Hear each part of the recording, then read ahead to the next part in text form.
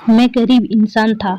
Intermediate करने के बाद मैंने नौकरी की तलाश शुरू कर दी, क्योंकि पढ़ने के लिए मेरे पास पैसे नहीं थे। लेकिन मुझे नौकरी ना मिलने की सबसे बड़ी वजह यह थी कि मेरा अंदाज अलग था। मैं तीसरी जिन्स का तो बिल्कुल भी नहीं था। मैं एक पूरा लड़का था, लेकिन ना जाने क्यों मेरी आवाज़ भी कुछ लड़कियों जैसी थी और मेरे हाथ और पाँव भी लड़कियों जैसा था। मेरे हाथ और पाँव की बनावट को देखकर मेरे रिश्तेदार मुझे हसीन के नाम से पुकारते थे।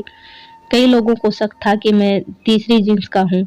यहाँ तक कि मेरे घर वालों को भी काफी साल तक यही लगता रहा। लेकिन मैं एक पूरा लड़का था। बस ना जाने क्यों मेरे हाथों की बनावट ऐसी थी। थोड़ा बहुत आवाज भी लड़की जैसी थी। मैं जिधर भी काम लेने को जाता, कोई भी मुझे काम नहीं देता। हर कोई मुझे तीसरी जिन्स का समझकर भगा देता। कोई भी मेरी बात का भरोसा नहीं करता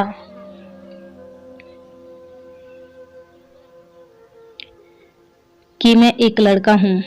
अगर मैं किन्नर होता तो फिर भी कोई बात होती, लेकिन मैं तो वैसे था ही नहीं जैसा दुनिया मुझे समझ रही थी। मेरे घर में पैसों की कमी थी। मेरे घर वालों ने भी मुझे बहुत परेशान करके रखा हुआ था। वो लोग भी मेरी जात से नफरत करते थे, क्योंकि उनको भी मैं अजीब ही लगता था। मेरी माँ कहती थी, तू तो ना बेटा निकला ना बेटी निकली। तुम्हारी बनावट बेटे जैसी होती तो तुम्हें कहीं नौकरी मिल जाती और हमारा गुजारा होता, या तुम पूरी बेटी होती तो हमें कमा कर देती। लेकिन तू तो कहीं की नहीं है। ये किसी और की नहीं बल्कि मेरी माँ की कह रही थी। जब दुनिया में इंसान साथ छोड़ देता है तो उसकी माँ उसका साथ देती है, लेकिन मेरी माँ तो माँ है और वही मुझे गलत इंसान ठहरा रही थी। समय गुजरता गया और मेरी उम्र 22 साल हो गई और मैं परेशान था। मैंने उसी परेशानी में अपना घर छोड़ दिया और दूसरे शहर आ गया। दूसरे शहर आकर भी नौकरी के लिए धक्के खाता रहा, लेकिन मुझे कहीं भी नौकरी नहीं मिला। फिर मुझे एक इंसान ने हिम्मत दिलाई, जिसका एक मसाज सेंटर था और वो मर्दों का मसाज करता था। उसने मुझे कहा कि तुम ये काम करो। मैंने उसके सेंटर में काम करना शुरू कर दिया, लेकिन वहां पर भी सबने मुझे तीसरी जिन्स का समझकर सबने मेरा बहुत मजाक उड़ाया। उनमें से एक ने तो मौका पाकर मुझे परेशान करने की कोशिश की। यहाँ पर मेरी बर्दाश्त की हद खत्म हो गई थी और उस सेंटर को छोड़ दिया। फिर मुझे ख्याल आया कि जब दुनिया मुझे लड़की समझती है तो मैं भी दुनिया के सामने लड़की बन जाता हूँ। मैंने अपने आप को लड़का साबित करने की बहुत कोशिश की, लेकिन हार गया। अब मैंने एक नया रास्ता अपनाने को सोच लिया था। मैंने एक नकाब खरीदा और नकाब पहनकर पूरे तरीके से लड़की का रूप अपना लिया। उसके बाद मैंने जॉब के लिए दुकानों में काम तलाश करने लगा और मुझे अचानक काम भी मिल गया। एक दुकान मालिक ने मुझे रख लिया, जिसकी कपड़ों की दुकान थी। उसने मुझसे कहा कि तुम देखने में ज्यादा खूबसूरत हो, अगर तुम नकाब उतार दो तो मेरे ग्राहक ज्यादा आएंगे। मैंने कहा कि मैं पर्दा करती हूँ, मैं ऐसा नहीं कर सकती। कुछ दिन मैंने वहां पर काम किया और मेरा अच्छा खासा गुजर होने लगा। मैंने एक कमरा किराए पर ले लिया। मैं पूरे दिन दुकान में बैठा होता था और दुकान का मालिक मुझे बहुत हौसला देता था। वह मुझ पर इस कदर मेहमान था कि मैं हैरान हो जाता था कि ये इंसान मुझ पर इतना मेहमान क्यों है। उसने कई बार मुझे उसने कई बार मुझे नकाब उतारने की कही, लेकिन मैंने ऐसा नहीं किया, क्योंकि मैं ऐसा कर ही नहीं सकता था। यहाँ भी मेरे साथ वही हुआ जो मसाज सेंटर में हुआ था। दुकान के मालिक ने एक रात मुझे किसी बहाने से रोक कर रखा और फिर दुकान बंद करके मुझे जबरदस्ती करना चाहा। लेकिन जैसे ही उसने मेरा नकाब खींचा, उसे मालूम हो गया कि मैं लड़का हूँ, क्योंकि मेरी शक्ल तो लड़कों जैसी ही थी। बस हाथों की बनावट लड़कियों जैसी थी और थोड़ी आवाज भी। मेरा चेहरा देखकर दुकान के मालिक ने मुझे बहुत डांटा और कहा कि तुम धोखे से यह काम कर रहे थे लड़की बनकर। मैंने कहा, तुमने मुझे इसी काम के लिए साथ रखा हुआ था। अगर मैं सच में एक लड़की होता तो तुम तो मेरी इज्जत को खत्म कर देते। आज मैं लड़की नहीं था, लड़का था। मुझ में इतनी ताकत थी कि मैं उसे धक्का दे देता। मैं अपने आप को बचाते हुए कामयाब हो गया और जब उसने मेरा नकाब खींचा तो उसने मेरी सच्चाई पता चल गई। अगर मेरी जगह कोई लड़की होती तो वो अपने को बचा नहीं सकती थी, क्योंकि वो इंसान बहुत ताकतवर था। लेकिन मैं भी एक मर्द था और मेरे अंदर भी ताकत थी। मैंने खुद को बचा लिया। मैं वहां से भाग निकला। मुझे बहुत अफसोस हो रहा था कि यह दुनिया कैसी है, ना लड़के को छोड़ती है ना लड़की को। जब मैं लड़की बनकर दुनिया के सामने जाता हूँ तो कहते हैं कि मुझे धोखा दिया तुमने, तुम तो लड़के हो। और जब मैं लड़का बनकर सामने आता हूँ तो मुझे किन्नर समझकर अलग नजर से देखते हैं। मैं एक बार फिर से बेरोजगार हो गया था, लेकिन मैंने हिम्मत नहीं हारी। इसी तरह नकाब पहनकर अपनी आवाज को लड़की की आवाज बनाकर मैं दूसरी नौकरी करने लगी। ये भी एक दुकान थी और वहां की मालकिन एक औरत थी, तो मुझे जरा तसल्ली थी। उस औरत ने मुझे नकाब हटाने को भी नहीं कहा। उस औरत का छोटा सा बेटा था और मैं उसका बहुत ख्याल रखता था और उसके कस्टमर को डील करता था। एक दिन वह औरत बहुत परेशान थी।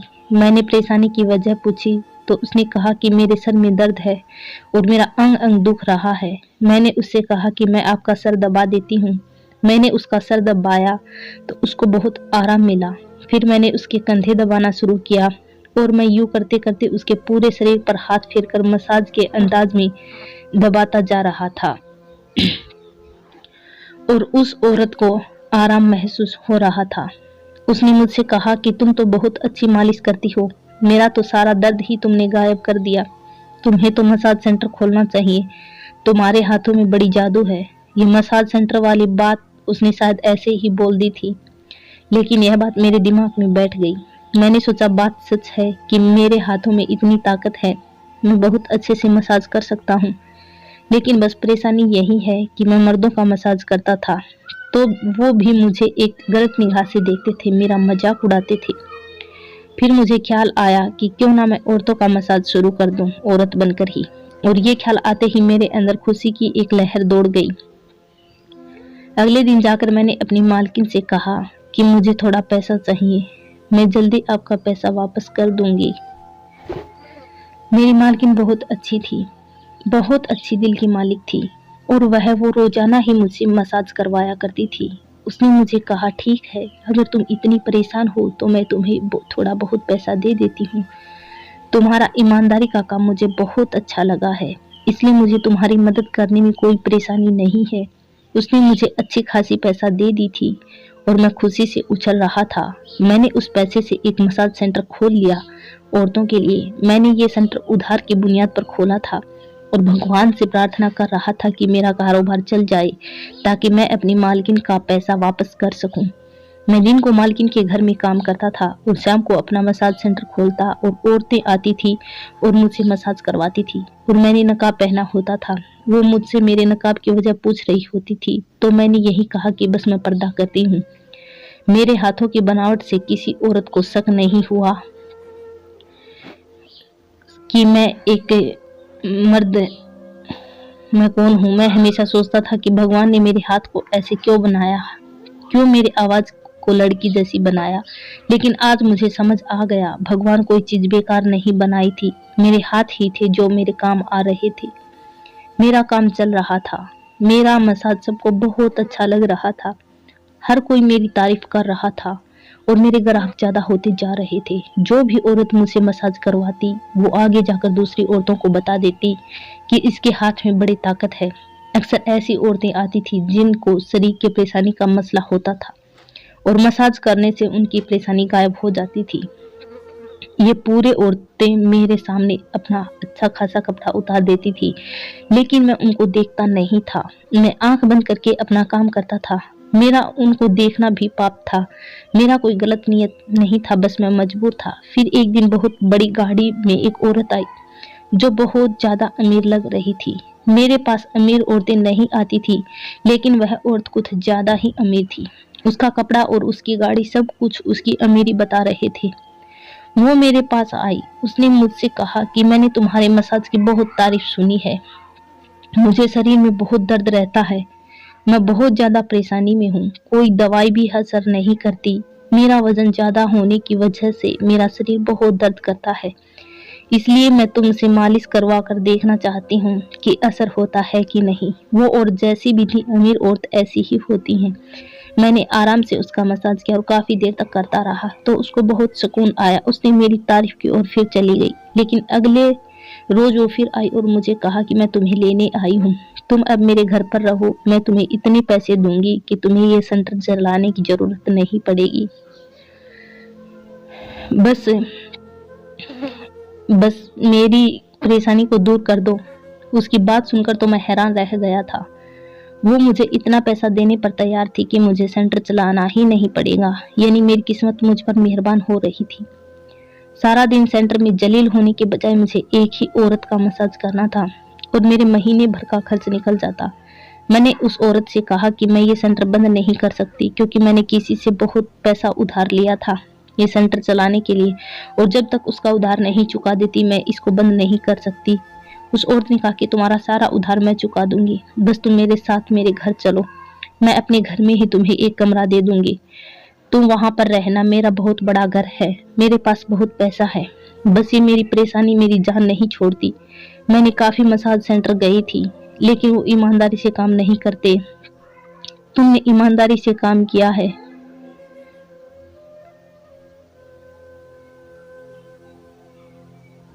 मुझे तुम्हारा काम बहुत पसंद आया है। मैंने उस औरत से कहा कि आप रोजाना यहाँ आ जाया करें, मैं आपका मसाज कर दूंगी। तो उस औरत ने कहा कि तुम्हारा यह छोटा सा सेंटर में आना मुझे अच्छा नहीं लगता, मेरा ताल्लुक बहुत ही हाई क्लास से है और जब मेरी सहेलियों को मालूम होगा कि मैं इतने छोटे से सेंटर में आकर मसाज करवाती हूँ तो मेरा मजाक बन जाएगा, इसलिए मैं यहाँ नहीं आ सकती, तुम मेरे घर आ जाओ। मैंने उस औरत की बात मान ली। उस औरत ने मेरा सारा कर्जा चुका दिया। मैंने दुकान की मालकिन को जाकर उनके सारे पैसे वापस किए और अपना सेंटर बंद कर दिया। सोचा जब मुझे यहाँ पर रहने की अच्छी जगह मिल रही है और इतनी औरतों का मसाज करने के बजाय जब मुझे एक का ही मसाज करना है और खाना पीना सब कुछ मिल रहा है तो परेशानी क्या। मैं खुशी खुशी मान लिया। वो औरत अपने साथ मुझे अपने घर ले गई। उसका घर किसी बड़े महल से कम नहीं था। उसने मुझे रहने के लिए कमरा दे दिया। जो घर के पीछे की तरफ था वो क्वार्टर था, लेकिन मेरी इस कमरे से कहीं ज्यादा बेहतर था। ये कमरा साफ सुथरा था और अच्छा फर्नीचर भी रखा हुआ था, यानी कि अमीर लोगों के नौकर भी ठाठ से ही रहते हैं। मैंने वहां पर अपना सामान रखा और मैं भगवान से प्रार्थना किया जिसने मुझे इतना अच्छा मौका दिया था। मैं जानबूझकर दुनिया को धोखा नहीं दे रहा था, मेरे पास इसके अलावा कोई रास्ता भी नहीं था। भगवान ही जानता है कि मैंने कभी उन औरतों के शरीर पर नजर नहीं डाली थी। वो औरत रोजाना रात को मसाज करवाया करती थी और मैं आंखें बंद करके उसका मसाज करता था। वो मुझसे कहती थी कि तुम दिन रात नकाब में क्यों रहती हो, तो मैंने कहा कि बस मेरी आदत है। उस औरत ने कहा कि ठीक है तुम्हारा पर्दा है, लेकिन एक औरत से औरत का क्या पर्दा, मैं तुम्हारा चेहरा देख सकती हूँ। तुम्हारे चेहरे पर क्या हुआ, किसी ने दुश्मनी निकालने के लिए मेरे चेहरे पर तेजाब फेंक दिया था। इस वजह से मेरा चेहरा देखने के काबिल नहीं है और मैं किसी को दिखाना भी नहीं चाहती। मेरी दुखती दिल पर हाथ ना रखें तो बेहतर होगा। उसने कहा कि मुझे बहुत अफसोस है कि किसी ने तुम्हारे चेहरे पर तेजाब फेंक कर तुम्हारा चेहरा बिगाड़ दिया। चलो ठीक है, मैं तुम्हारे दिल नहीं दुखाती हूँ, लेकिन यह सब किसने किया। उस औरत ने जब ये सवाल किया तो मैं सोच में पड़ गया। मैंने कहा कि एक लड़के ने मुझे शादी करने को कहा था और मैंने उसका रिश्ता ठुकरा दिया। उसके बदले उसने मेरा चेहरा तेजाब फेंक कर जला दिया कि मैं किसी और से शादी ना कर सकूं। उस लड़के ने मुझसे बहुत बड़ा बदला लिया था। इस हादसे के बाद मेरी जिंदगी बर्बाद हो गई और इसलिए मैं अपना चेहरा दुनिया से छुपा कर रखती हूँ और यही वजह है कि मेरी अब तक शादी भी नहीं हुई।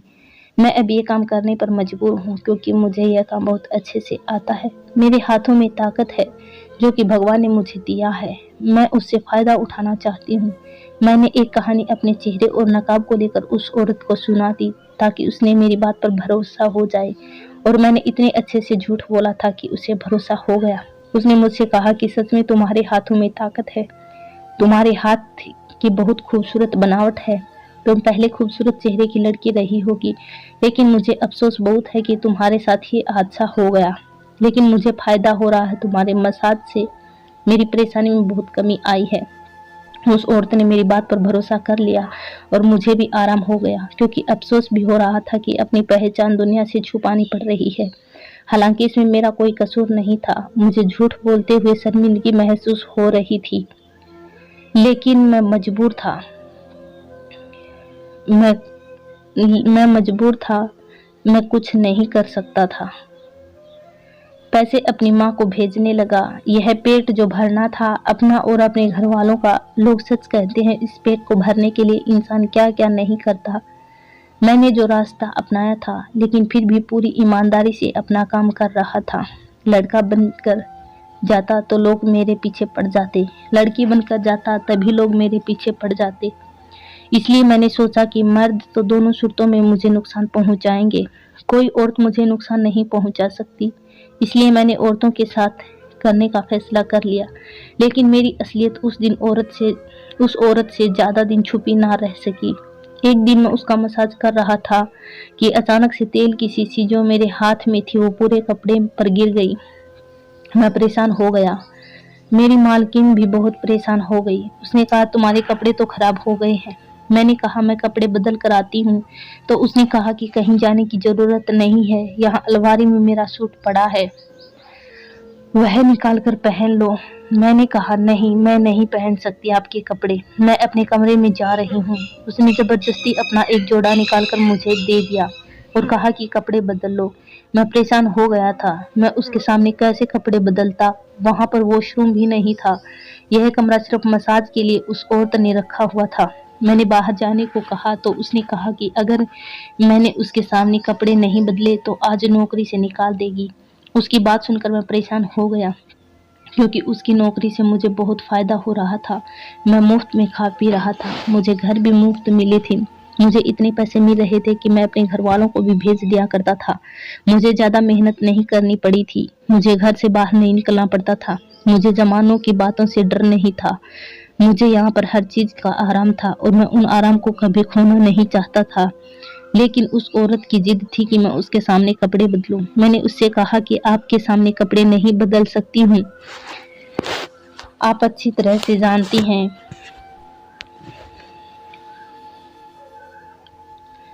कि मैं अपना चेहरा भी छुपा कर रखती हूँ, तो मैं अपना शरीर आपके सामने कैसे खोल सकती हूँ? मेरी बात सुनकर उस औरत के चेहरे पर एक मुस्कुराहट बिखर गई। उसने कहा कि मुझे तुम्हारी असलियत मालूम हो गई है। मुझे पता चल गया है कि तुम लड़की नहीं हो, लड़का हो। इसलिए मैं तुमसे कह रही थी कि तुम खुद अपने मुंह से कह दो। उस औरत की बात सुनकर मैं हैरान हो गया, यानी कि वो पहचान गई थी।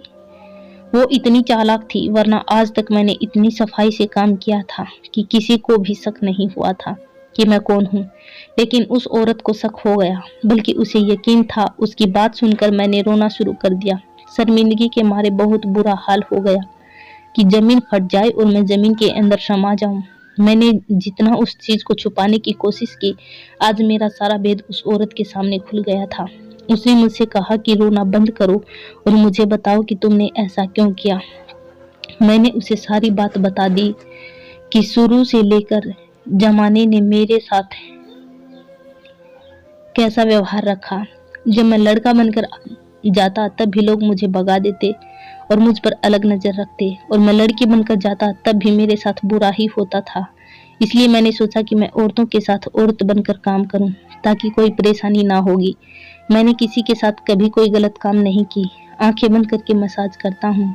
आप जानती हैं, गरीब का मारा इंसान बहुत मजबूर होता है कि कुछ भी कर जाता है। काश कि आप जैसे अमीर लोग समझ पाते, लेकिन मुझे पता है कि आप नहीं समझेंगी मेरी बात। मैं खुद ही यहाँ से चला जाता हूँ। मैं जाने लगा तो उसने मुझे कहा कि मुझे तुम्हारी परेशानी का अंदाजा हुआ है। जो कहानी तुमने सुनाई है यकीनन दर्दनाक दास्तान है। तुम कितने मजबूर थे मुझे पता है। मुझे कुछ दिन पहले ही पता हो गया था कि तुम लड़की नहीं लड़का हो, और इसलिए मैंने जानबूझकर तेल तुम्हारे कपड़ों पर गिरा दिया। मैं तुम्हें गलत समझ रही थी, लेकिन अब मुझे पता चला कि तुम बिल्कुल सही हो।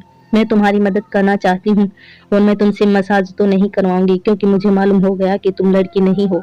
लेकिन मेरे पास तुम्हारे लिए और काम है। तुम्हारा ईमानदारी मुझे बहुत अच्छा लगा। तुमने कोई गलत काम नहीं की। मैं तुम्हारी मजबूरी समझते हुए तुम्हें एक और नौकरी दे रही हूँ। औरत की बात सुनकर मुझे खुशी हुई। मैंने पूछा कि मेरे लिए क्या काम है। तो उसने कहा कि तुम्हें मेरे घर की रखवाली करनी होगी। मैं किसी और पर भरोसा नहीं करती। तुमने जितने दिन मैंने अपने घर में रखा, तुमने कोई चोरी नहीं की। बहुत अच्छे तरीके से तुम यहाँ रह रहे थे। आज के बाद तुम मेरे घर की रखवाली करना। मैं घर से बाहर होती हूँ तो मुझे डर होता है कि मेरे नौकर चोरी करेंगे या मेरा पति दूसरी औरतों को घर लेकर आएगा। मेरे जाने के बाद मेरे घर में क्या होता है, मेरा पति और मेरे बच्चे क्या करते हैं, वो सब तुमको मुझे बताना है। आंखें चार करके मेरे घर पर नजर रखनी है। बस इतना सा तुम्हारा काम है। मालकिन की बात सुनकर मैं खुश हो गया। ये काम तो मेरे लिए बहुत आसान था, यानी कि मुझे सब कुछ यहाँ पर देखना होगा और मुझे रखवाली करनी होगी। मालकिन ने मुझे कहा कि ये नकाब पहनने की भी जरूरत नहीं है, तुम अपना मर्दाना कपड़ों में काम कर सकते हो, तुम्हें कोई कुछ नहीं कहेगा। इस बात ने मुझे और खुशी दी थी। मैं अब लड़कों के कपड़े में ही काम करता था। मैं देखने में भले ही लड़की जैसा था, लेकिन मेरे अंदर ताकत लड़कों वाली ही थी। मैं किसी भी चोर और डाकू का मुकाबला कर सकता था। इसलिए मेरा कारोबार एक बार फिर से चल पड़ा। मैंने पूरी ईमानदारी से काम किया। यहाँ पर मेरा रहना और खाना पीना मुफ्त और मुझे पैसा भी मिलता था। तो मैं पैसे जमा करता जाता था और मैंने पैसा जमा करते करते अपना एक छोटा सा मकान ले लिया था और अपने मम्मी पापा को यहाँ ले आया। मुझे उस औरत के घर में काम करते हुए अब 10 साल हो चुके हैं। वह बीमार होकर बिस्तर में लग गई, लेकिन उसने मुझे नौकरी से नहीं निकाला। मैंने पूरे घर वालों का भरोसा जीता। उस औरत ने मुझे कहा कि लोग बहुत हैं, लेकिन जिस ईमानदारी से तुमने मेरा काम किया था,